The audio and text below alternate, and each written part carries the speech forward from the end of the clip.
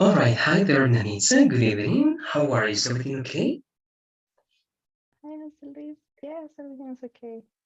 Okay, great. That's great to know. Now, let's begin by doing something, please. I know the last class, right, it was not possible to continue working together, so I finished by giving those two lessons by myself. I don't know if you were able to watch that last part of the class, Nanitza, and if you have any questions about that content, or let me know if you have any questions about the platform, anything before continuing, please. Sorry, I couldn't see the lesson. But this weekend I am going to mm, make a review of the lesson, so it's going to be okay. All right, great. Again, no problem. You have also, right, more days to do it. Remember that this Monday we won't have classes. Then the last class for A8 will be on Wednesday. All right, so on that day, then you let me know the questions that you will have. But today, then, and Wednesday, we're going to use them to finish with the last lessons that we got. All right, for those specific cases. So let's begin then. We're going to then continue. Then, if we need to go back to something about these two lessons, it's going to be on Wednesday. But let's continue with this. And let's wait a little bit until it opens.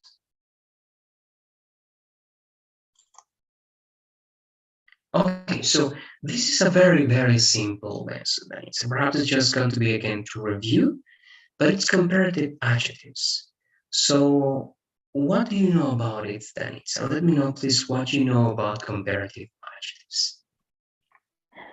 Okay. Mm, um, I think you can add uh,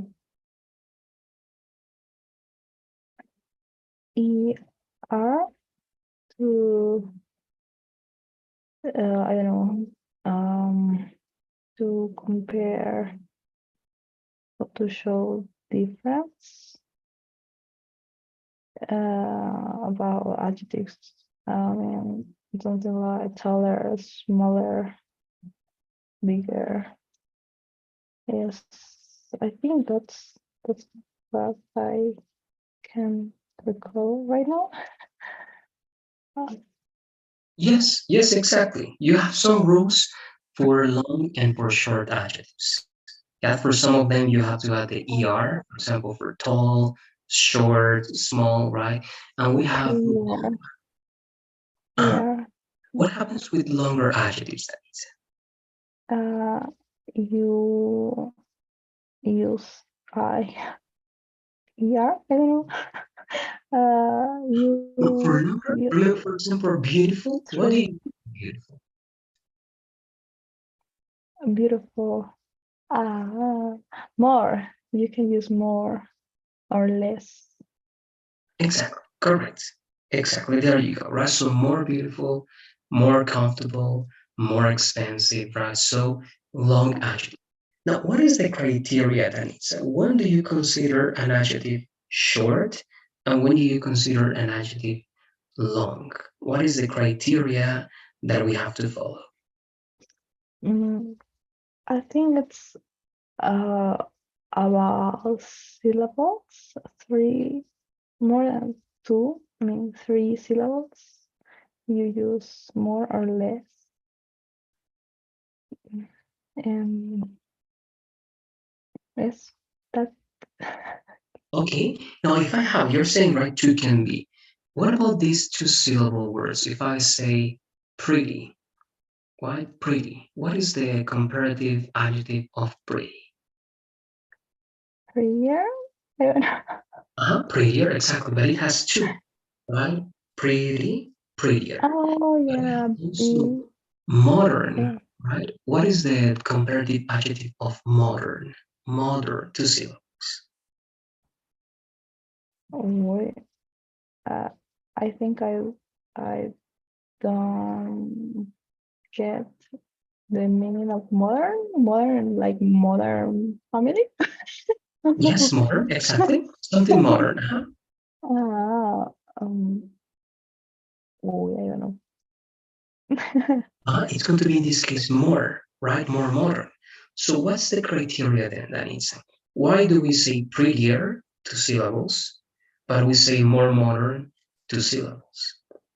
What do you say is the rule over there? Maybe if they um with I don't know, could be more Why? the rules Exactly. are With why? yes, more the rules are related with like yes, that's it. Perfect. There you go. Exactly. And actually, you're going to see also that some two syllable, not all always ending in y, can be used with er or with more, and it's correct. Okay, some of them. But generally, the rule is what you said. Two syllable adjectives, right, ending in y follow the first rule, er. And two syllables, right, adjectives that don't end, of course, in y, they follow the second rule that is for long adjectives. Okay, so pretty simple. The lesson again is going to be pretty simple, but we're going to try to practice on comparing two things, writing at least one or a couple of paragraphs. Okay, but before doing that, let's reinforce that knowledge. Danitza, we're not going to read everything, just what is going to be necessary to remember. All right? As you said, we use this to compare things. This is easy, right? We know that we use er for some adjectives, and this is one very simple example that you got there, right? A1 is bigger than A2. That's simple. But let's read this with you, please, Anita, and we're going to try to understand and explain why we use certain, changes with some words. Let's read this slide, please. Okay. Usage. Often the comparative adjective is followed by than. John is 1.8 meters.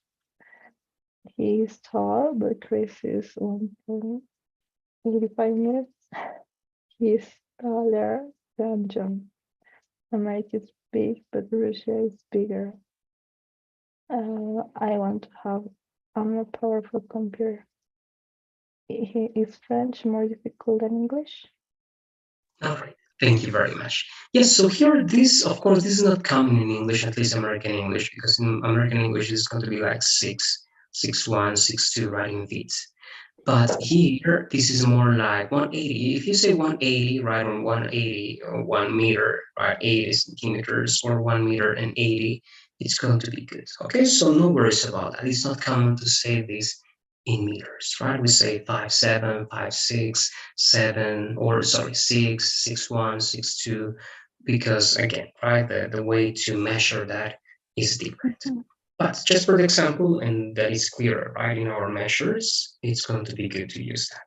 Now, here it's clear, right, why we use taller, why we use bigger, but also why we use more powerful and more difficult, right? We're applying the rules that you were explaining before, Danitza, in terms of being short or being long adjectives, but we are comparing two things directly or indirectly, right? For example, Mhm. in this one, I want to have a more powerful computer. This is indirect, right? We know that we're talking about the current computer, right? Even though it is not mentioned.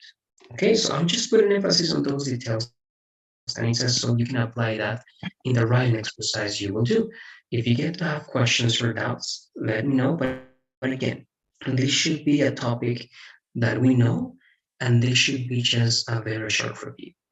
Now, these are the general rules that we have for short adjectives, Anita. I just want you to scan it. All right, scan it right now, please, Anita, and let me know if you have questions about any of these rules. We already mentioned, I believe, most of them. So let me know, please. Are all these rules clear? Perhaps the penultimate, all right, rule is interesting and important to know, but also you might know it. In case you have questions, let me know. All right, so What do you say? Do you have any questions about short adjectives? No, I don't have questions, but just as you mentioned, the how can I say penúltimo? Penultimo? Penultimo?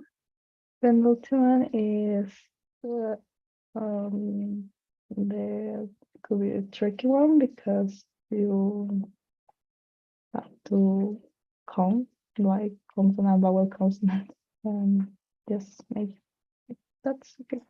Great, there you go. Yes, exactly. Just paying attention to that just in case. Being sure if you have one syllable adjectives, you check that ending, right? If it's consonant, vowel, consonant, just be sure to double the last consonant to follow that rule that we got over there. All right, but again, that's not the most important rule, but it's something that, of course, we have to take into account. Here, we don't have new rules because actually it's the same. The only one that we already mentioned, and is that we use two-syllable adjectives not ending in Y, right? Modern, pleasant, right? This is the one that I was asking you, right, about. And then all three or more syllable adjectives. Expensive, intellectual, intelligent, right? Beautiful, and so on and so forth.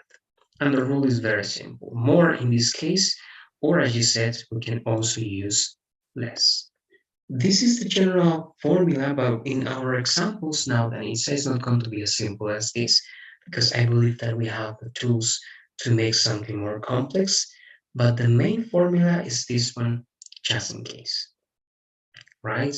The subject be, for example, she is more what, right? Anything that you have in mind.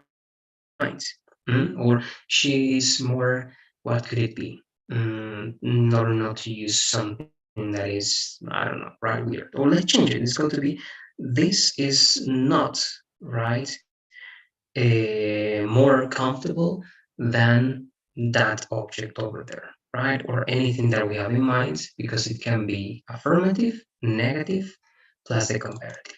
All right? And this is what I was telling you. Actually, this is something we're going to read. And it's we know that some two-syllable adjectives can be used in the two ways, and it's going to be correct. Okay, so it's important to check those. These are the most important ones. Let's read these, please, exceptions. Exceptions. With some two-syllable adjectives, we can use er or more. Quiet, quieter, more quiet, clever, clearer, more clearer, narrow, narrower, more narrow, simple, simpler, more simple.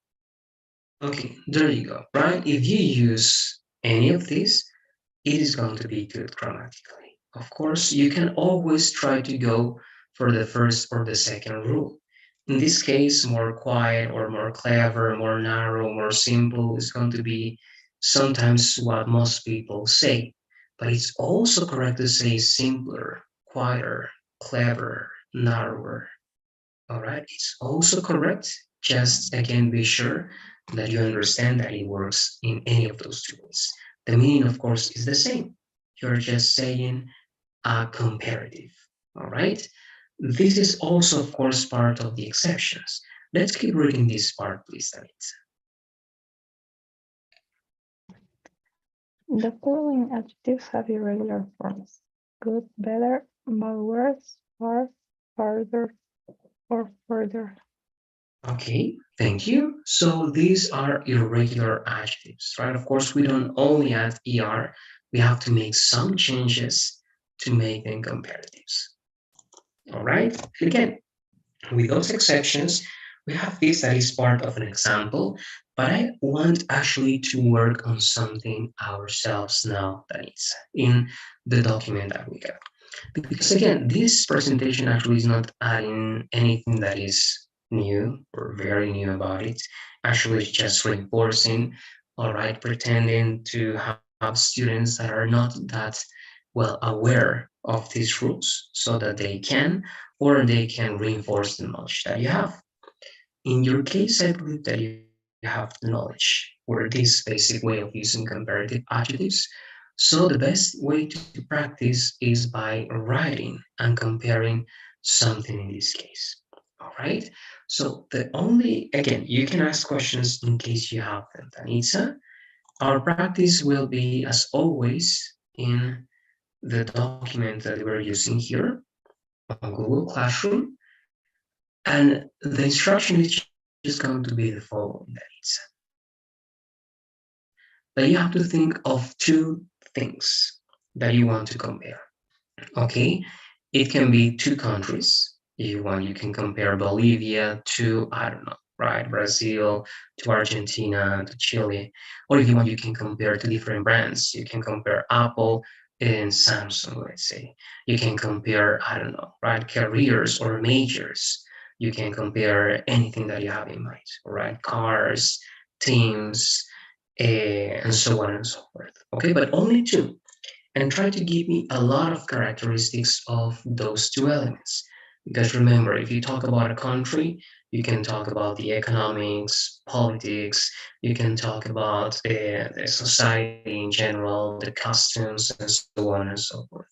If you talk about brands, you can talk about the prices, right? You can talk about, I don't know, right, the style, the characteristics, the technical characteristics that their devices have, and well, many other things. Okay, so each of those two things that you can compare, Tanitsa, they have their own characteristics. So you can write up to one big paragraph just talking about that comparison. And in this comparison, Tanitsa, you can add transitional words that you know. Show me, for example, how you would write this paragraph as if you were writing that as part of an international test. I mean, imagine that in the test, your instruction again is to compare two things, and you have to use transitional words and phrases. You have to use families or coordinating conjunctions. You have to use, well, introductory phrases, interrupters, and many details to make your paragraph interesting, to make it clear, structured, and again, to make the comparison understandable for the reader. Let's do it following that parameter that it's. We are going to have six, all right, up to 6 minutes to try to write one paragraph that contains at least, again, 5 to 6 complete ideas, but connecting them in a good way, right? You can start with something, the first idea, for example. As for the first element or the first item, right, you can give me a short introduction, right? I'll talk about or I'll compare these two items and you show me what you're going to compare. Then you start your paragraph, right? First, I'll start with this. All right, as we know, this has these characteristics and it's better than this in this and this, or it's like this, all right? It's cheaper, it's more expensive, it's more this, is that and that. However, nonetheless, nevertheless, right? In contrast, comma, you start with the second idea. All right, and you say and, but, yet. All right, the idea is that that paragraph is well connected and well structured, but using the comparatives that we know, short adjectives, long adjectives, and all the rules that we know so far about punctuation. All right, just by the corrections that I was giving you. Let me know if you have questions about that to start with that practice, please, Dennis. No, it's clear. Good. Let's begin then, please. We will have 6 minutes. Try to write as much as you can in those 6 minutes to have at least a one very good structure and complete paragraph. All right, let's begin, please, and we check in that time. Okay.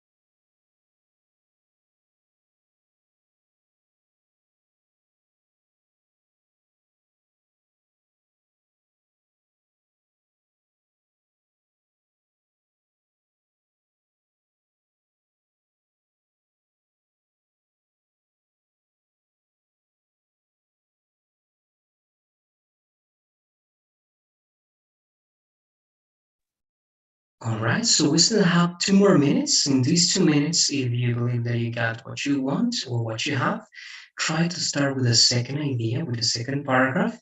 If not, let's try to finish the last details, the punctuation, and all that you need for the first one. Okay, we check 2 minutes, please.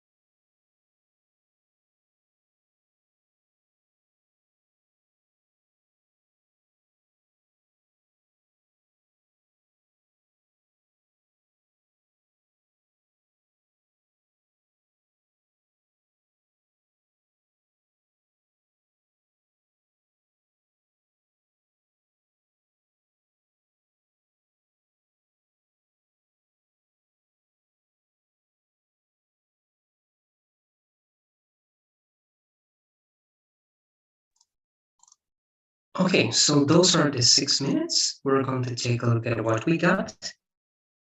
We give the feedback, and then we go to the last part for today. That is one extra lesson that we have to cover.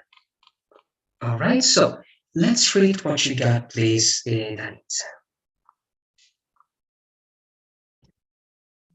Okay. Examples, personal choice of phones versus computers. I believe that computers are more useful than cell phones in my everyday activities. I feel this way for two reasons. The first, it's important to me to run specific programs in order to make brief reports and dashboards. Second, for me, computers give me more value and opportunities to acquire more knowledge. Those are my reasons. All right. Okay, good. Now, the only thing, right, remember, as it had to be one paragraph, everything should be together, but I believe that we put everything together. I believe it's going to work good. All right, but let's see how it is going to look because everything has to work great in the paragraph that we got, from the very idea of how it looks to the way we distribute the elements that we got over there and so on. All right. Now, let's analyze then. Here it's good. I don't know. Sometimes they want to change it because they want to separate that, but it's good. Now, again, I believe we're doing this great. Only one here. Remember that if you mention something as the direct or indirect object, it's going to need a different, let's say, structure. So when you say, for example, it's important to me, run, it's not going to be good because if you say it's important to me or for them or for people, if you have first that object over there, the next idea cannot be in the base verb. All right, it's not going to be good if it's in the base verb. This run has to be conjugated in the infinitive. All right, because the logic is yes, yes. Let me do I that. will I was forgetting. Yes, there you go. Okay, so it is going to be then run. Okay, it's important for people to start doing this. It's important to me to specify these elements. It's important for anybody to do something.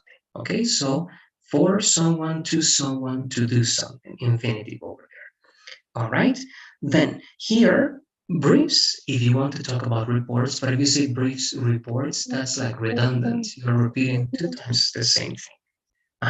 So we have to say or brief reports or simply directly briefs. I'm going to write the options over here. To make reports is one option. All right, briefs is another option. Right? Or brief reports that I don't believe is going to be your case, but you can do it as well, unless you want to say that they are brief. If that's the case, then it's good. All right, and of course, reports over here. So those are the possible options. All right, any of those three. And dashboards, all right, second, for me, this is like a double introduction in that. For me, it's not your subject, right? That's your introductory phrase, like in my opinion, right? In my opinion, it's not the subject. So you need one thing to divide it over there. All right, that is going to be the comma, because for me, it's going to be a parenthetical uh, phrase. Okay, we call that parenthetical phrase or interrupter. Okay, this can be parenthetical phrase or interrupter. Then yes, and that's it. Okay, that's it. I believe that everything else is working good, and I have no more observations. I don't know if you have any questions about that, then so let me know, please. No, I think that's okay. All right, there you go. Okay, so a short practice just to be sure that everything is working good. I knew that the comparatives were not going to be a problem. That's why I prefer to work in these details to see corrections in other details, right, related to writing. Then let's go to the next one. All right, we're going to go to one more short lesson that is used to. Mm, um, I have Yeah. specific questions for that less or for this less. For this one, for used to? Yes, because I know that you can use get, got, and I don't know, are three types of say I used to we got with get, and the other one that I don't remember. Yeah, exactly. Here, first used to as the as only used to is only for past habits, right? But as you say, you can use the combination be used to, and be used to can be replaced with get used to, that can be in past, present, or future, and also be accustomed to.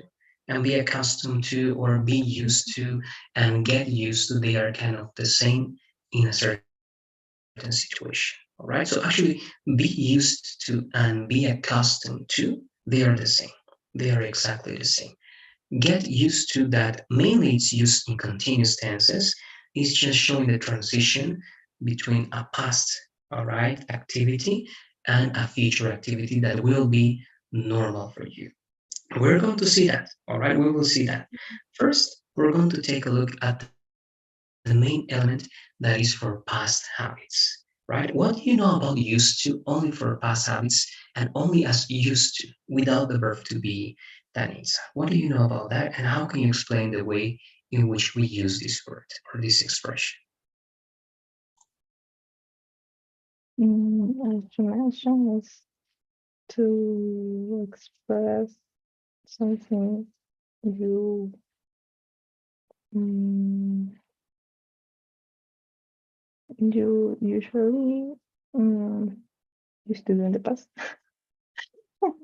Something like that, like very redundant. That's it. In the past, you have like a little had a routine, something like that, or even an ability. I think so.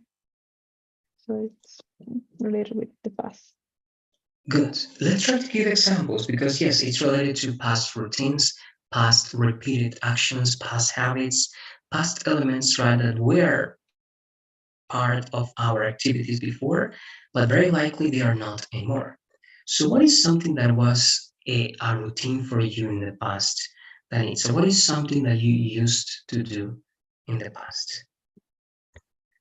Mm. I used to uh, I used to listen to emo music, so I don't know, something like that.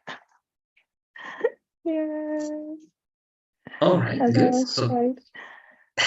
So that's part of your past. All right, good. When was that, and how, or is it true anymore? How can you express that idea? Try to express that one more time, please. Danitza, try to tell me the exact period of time in which that happened, and try to tell me perhaps why it's not true anymore. Yeah, I used to listen to mm, yeah, that kind of music, like emo music, and now I don't uh, I don't listen those artists anymore because I think they have a very low vibe. I don't like it. All right. Yes. Yes. Of course, many of the right, let's say things that we liked in the past, we don't like them anymore. Perhaps, right? Sometimes it's still over there, but sometimes it changes. All right. So that's one example. And what about the opposite? What is something that you didn't used to do in the past, but now you do?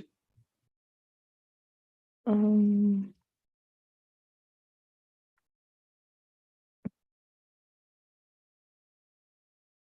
oh, I don't know if this is the right way to express it. In the past, I didn't used to, you know, um,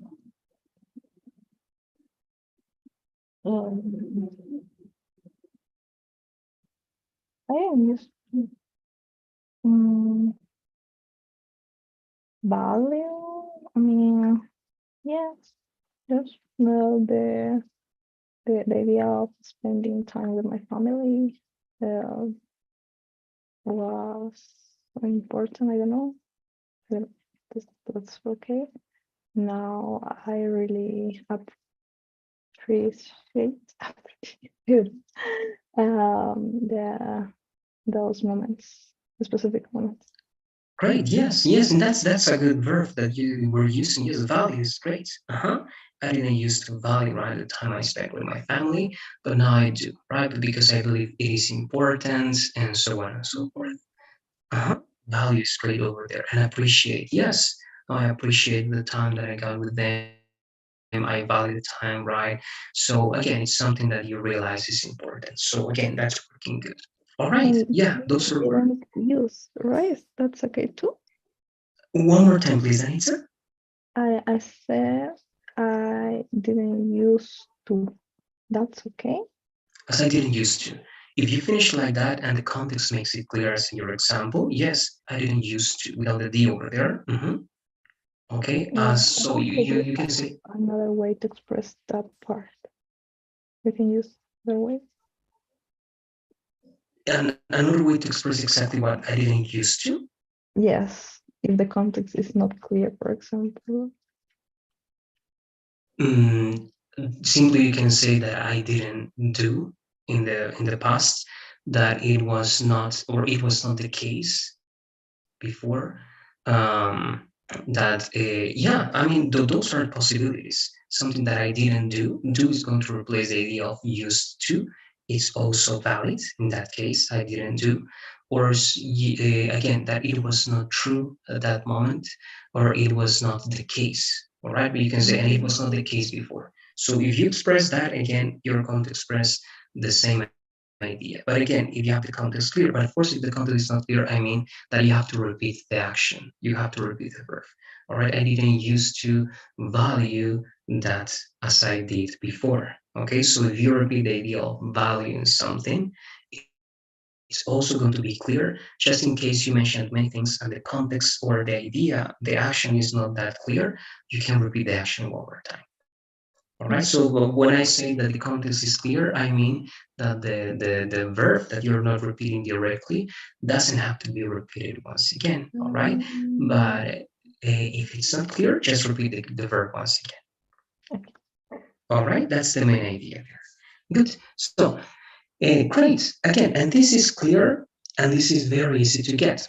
So the first part is going to be quick, but the second part is where we have the elements that you were mentioning that I believe we can spend the most time in this presentation. So let's take a look at not this. This is what we know. We know how to use used to, didn't used to, and used in questions for past habits. Okay, we know this idea, we understand. We have to know that in negative, we have to use the base form, right? I didn't used to, then the next idea, she didn't used to, as any sentence in simple past. And the same for questions, right? Did you used to do this when you were a teenager? Did you used to eat that when you were younger? And so on and so forth. Okay, so again, if you have questions about those elements, let me know. But I want to go directly to the cases that you were mentioning and to make the comparison between these ideas, okay, between used to, be used to, and get used to. And remember, the one I'm not using here because they are just synonyms is accustomed to. Okay, so be used to and be accustomed to, it's exactly the same. That's why they are just as part as one of the structures. All right, so one more time. Here we have to differentiate three elements: used to, be used to, and get used to. All right, those three, because they are going to be different in a certain way. Now I'm going to write just one idea over here, and you're going to try to tell me, and actually you're going to explain what the difference is, because it's going to be very easy to understand in this way.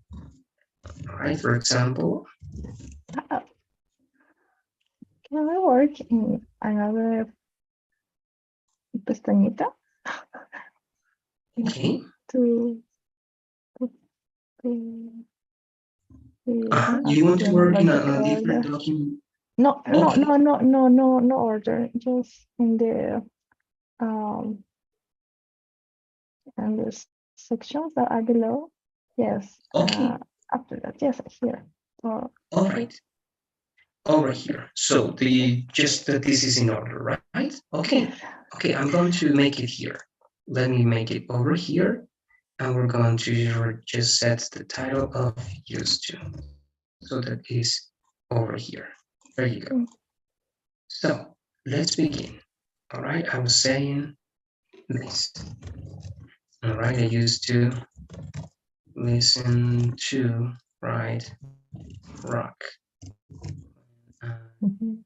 Was, right, younger, or I am used to listening to rock. All right, and I love it, or I'm getting used to listening to rock because my partner is right.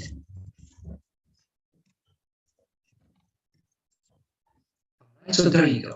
Now, if we understand again the difference between this idea, it's very easy to understand how and when we use these different elements. All right, over here, partner, my partner, and T over here. Okay, now I think it's good. Now, what do you say again? What can you tell me about these three elements, Denise? What's the difference between these three sentences? Okay. The first one is like when you are trying to express something that you used to do in the past. Probably now you don't have. that habit or that taste of music. That's the one. Yes. What about the next one? The second one is when you're trying to express that uh, is currently is happening in this moment of your life, something like uh, ac- accustomed, I don't know, acostumbrado, something like that. I know, I think that's the idea that I can perceive. Great. Mm-hmm. And the other one is like, it's about the process. You are getting used to, you are in the process of life or this kind of music. Exactly. Okay, so those three that exactly you explained now, and it is correct. This is how you normally use these three ways of expressing these habits or how normal something is for you. All right. You can change this to past. It is possible, but it is more common to simply say used to. For example, if you say this, I was used to listening to rock and I loved it. Okay, it's correct, but it gives a very similar idea to the first one, but it's still valid and it's still correct. In this case, I used to, this is like a verb in simple past. Used to, in these two cases, is more of an adjective, okay, to be accustomed to doing something. And of course, you can notice that difference, right?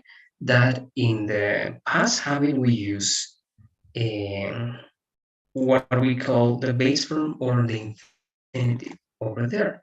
But here we have to use gerund. Okay, always the gerund after these two expressions: be used to, be Okay. accustomed, or be get used to. Yeah, tell Okay, me, Danitza. I have the example. Is God used to? How Because you can do can you this. explain it? Uh-huh. Because gets used to, actually, the expression as you can see here, and it says get used to. You can use this Mhm. in any tense you want. Okay, any tense you want. If it's simple past, got used to. If it's future, I will get used to. I'm going to get used to. If it's continuous, I was getting used to. All right. If you say got used to, you're just saying that in the past situation, you got to make that activity as normal for you. All right. So you can say this, for example, right? The same, I'm going to use example number three. Look, instead of I'm getting used to, I'm going to talk what happened. All right, I'm going to talk about what happened. So I'm going to say, I listened, all right, music of my partner so many times that I got used to write it. That can be. And it can be replaced by, if you want, listening to it. All right. So this is the idea. And here we have got used to. I'm just saying that because of something was repeated so many times, I got used to doing it. All right. So you can say, at one point in my life, I got used to waking up at 6 a.m. Okay. Because at one point in your life, that became a habit for you, a routine. And that's how you use I got used to. That again, you are mentioning that at one specific point of your life in the past, these became habits or something that is normal for you. All right, because the idea of saying be used to or get used to is just to show that it was, or it will be, or to show the process of that same idea of something normal for you. Okay, I was used to waking up early. It means that you are not used to anymore. I am used to waking up early. It means it's normal for you now. I will be used to waking up early. It means that in the future, that's going to be normal for you because you are working on that progress. The same with get used to. Okay, I was getting used to, it means that you were in the process of getting used to something, but it didn't happen. I got used to that you got to make that activity normal for you. I'm getting Oh. used to that it's in progress now. I will be getting used to that in the future you will be in progress of making something normal for you. All right, so it doesn't matter what tense you are on, the logic is going to be the same. What or how that activity is related to you in terms of how normal it is or it is not. All right, I don't know if that helps understanding and also this example, Danny. So let me know, please. Yes, I understand the idea, but now I have trouble problems to understand the second example. Okay, the second example in number Please. two. Mhm. The second example, if you use it in that case, it's exactly the same as number one. If you say, I was used to listening to rock, I loved it, you're saying that that was normal for you in the past. Okay, so the only difference between I used to and I was used to is just a little, let's say, change in expression. That used to is more like a past routine and habit, and I was used to is how normal that situation was for you. But if you use them in this similar context, you can say, I was used to listening to rock when I was younger. You can use number one, number two, and the meaning is the same. Okay, so it's not going to change that. That's why, as I was showing in the example, it is more common to use used to, of course, always in past. Be used to is more common to use it in present, Danita, because you want to show something that is normal for you now. Because if you say I was used to doing something, the meaning is the same of I used to do so. Is the same. But the characteristic of be used to something, Danita, is that it can be past continuous, present, future. You can change that. You have more flexibility. You don't have that possibility with used to. Okay, that's the only difference. But again, number two and number one in this case, if you eliminate this element, or if you change this actually to when I was younger, the meaning now is the same. Okay, there's no Mm. difference. But again, you have the option then itself making this present. That's the main characteristic of number two, that you can change that and you can say, this is normal for me now. And you can say, I am used to listening to rock or to listening to rock now, or because of this or because of that. Okay, so again, it's just that you have that variety, you have that flexibility. This can be present, past, future. Also, get used to can be present, past, future. And with that flexibility, you can express many more things than it's than that you can with only used to. All right, so you can put that apart if you want. That's the difference mainly between these two elements. All right. They just like, I don't know, make a, let's see, grieta en mi cabeza because A gap. I didn't uh, the idea of using this in other sentences just that wasn't in my brain, in my structure. Yeah, no, it's possible. It's possible. You can use it in any tense that you want. Number two and number three, because number three is just like number four. But and again, and your idea got used to. It's just like number three, but this is in simple past. And the only thing that you are saying is that in a certain period of time in the past, this became something normal for you, and now it's normal for you. All right, you're just identifying when it started to be normal for you. That's the only thing you are saying.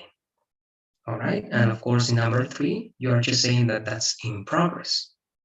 Now you can use this in simple present, but it's not going to make sense because mainly the idea of using get is to show the progress, that something happened as part of the progress, that something is in progress now, or that something will be in progress in the future. All right, but again, the main idea is that you can use this in all these tenses to show again your connection, Danitza, with a normal situation or with something that is not normal for you or that was normal for you. Okay, that's why again the tense is going to be just your decision. Okay. All Thanks. right, good. No, you're welcome. So again, now because of the time, we're going to be finishing here, but I want you to if it's possible for you, then. If not, that's going to be next week directly. If you have the time, actually, no, let's do it, please, Nancy. We're going to have the time because we're having this holiday. Just write sentences for me using these variations. Okay, I believe that number one for you is clear, right? This is what we always use. But try to write sentences with the third case and the last case, please, Denise. I mean, be used to and get used to. Try to give me ideas in past, in present, and in future. Also here, try to give me an idea with got used to, that is the one you want to practice, an idea in the present continuous, that is the idea of making something in progress, and if you want future, but it's not that common, so that you feel that you understand. And also, I'm going to check that at the beginning of the next class. Okay, you can make it, the number of sentences is up to you, Danitza, but at least try to write two sentences with be used to in different tenses, and at least two sentences with get used to again in different tenses, so that we are sure that it's clear for you. Just remember the rule that with the two of them, you always use gerund. Okay, you don't say I was used to listen to music. No, that's incorrect, right? Always gerund after the preposition used to, because in this case, to is not infinitive and used is not a verb. Remember what I told you. In this case, used is more of an adjective. This is an adjective, this is a preposition, and after all prepositions we use gerund. The same here, okay? An adjective, preposition, gerund. In this case, this is not an Wow. adjective. This is a verb. This is verb plus the root for infinitive and infinitive. All right? That's also something you have to take into account. That's why you say I was used to, because used is not a verb, it's another way of saying accustomed. And to be accustomed to something is an adjective in this case. Oh my God. New things in All my right. brain. Okay, take that into account. Don't try to understand everything in that detail, but follow that rule. I'm going to reinforce that knowledge on Wednesday. All right, that is going to be our next class. But take into account that you have to use a gerund because in this case, used to is not a verb. Okay? Yeah. All right. That's also if you analyze why you say look forward to doing something, right? You don't say I'm looking forward to see you. That's incorrect, right? You say I'm looking forward to seeing you because forward is not a verb, to is not the infinitive, and that's why you don't say to see you. You say to see in you, right? Because also in the expression look forward to, you don't use infinitive. All right, and that happens with in cases in which you use to plus gerund is because the word before to is not a real verb. All right, and you can memorize these two elements: be used to and look forward to. In those two elements, to is not infinitive; it's just a preposition. Just in those cases. You have one more, I believe, but I believe that just one more. It's these two cases and one more in which this happens with two. And I don't remember the third one, Danitza, but I don't think you have many more cases after these two. There's one more related to plan, but I don't remember now very well. I'm going to recheck that. If I get to find it, I'm going to let you know. These are the two that I remember right now. Yeah, Okay, but thank there's not you. a lot. It's just these two exceptions and perhaps one more, but it's just the exceptions that you got. Okay, don't worry. It's not Oh, something that you have to know because it's not common. It's very uncommon. okay. All right, good. So let's do it in that way, please, Danitza. Danita, then for next class to finish now, I'm sharing the poll with you. As I'm doing it, let's remember, for next class, just 2 sentences with be used to and 2 sentences with get used to, changing the tenses so that we know that we're using them correctly. We start the next class by checking that. Remember one more time, on Monday we don't have the classes, so Wednesday is the last class for A8, and Friday is going to be the beginning of the next course that is A9. All right? Yeah. Mm-hmm. There you Are go. you So going to let's finish finish here, Pearson? please. Look. Yes, the Pearson, you also have to finish because that's the end of the class, so you should finish everything, the quizzes and Yes. the final test. Okay, do it. So that's it, Anitza. I hope you have a good night. I hope you have a good weekend and enjoy your holidays. See you on Wednesday then. And I'll see you Wednesday. Thank you. Bye bye. Take care. You too.